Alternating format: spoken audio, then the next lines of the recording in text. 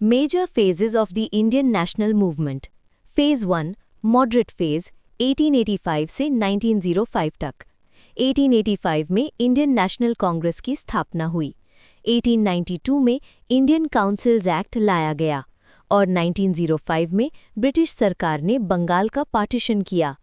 Phase 2 extremist या assertive phase 1905 से 1918। 1906 में ऑल इंडिया मुस्लिम लीग बनी। 1907 में कांग्रेस का स्प्लिट हुआ मॉडरेट्स और एक्सट्रीमिस्ट्स के बीच। 1908 में बाल गंगाधर तिलक को गिरफ्तार किया गया। इसी साल खुदीराम बोस शहीद हुए। 1909 में मौले मिंटो रिफॉर्म्स लागू हुए और 1911 में बंगाल का पार्टीशन रद्द कर दिया गया।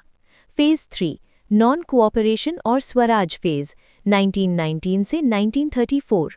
1919 में रॉलेट एक्ट लाया गया। इसी साल जलियांवाला बाग का भयानक हत्याकांड हुआ। 1920 से 1922 तक नॉन कोऑपरेशन मूवमेंट चला। 1927 से 1929 के बीच कांग्रेस ने पूर्ण स्वराज की मांग रखी।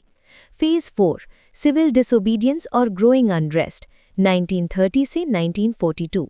1930 में महात्मा गांधी ने दांडी मार्च या सॉल्ट सत्याग्रह शुरू किया। 1930 से 1934 तक सिविल डिसोबीडियंस मूवमेंट चला।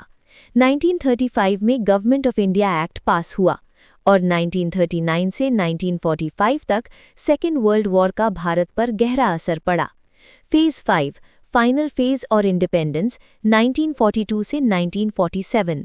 1942 में क्विट इंडिया मूवमेंट शुरू हुआ। 1946 में कांग्रेस और मुस्लिम लीग के बीच अंतिम संघर्ष हुआ और आखिरकार 15 अगस्त 1947 भारत एक स्वतंत्र राष्ट्र बना। ये था भारत के स्वतंत्रता संग्राम का गौरवशाली सफ़र।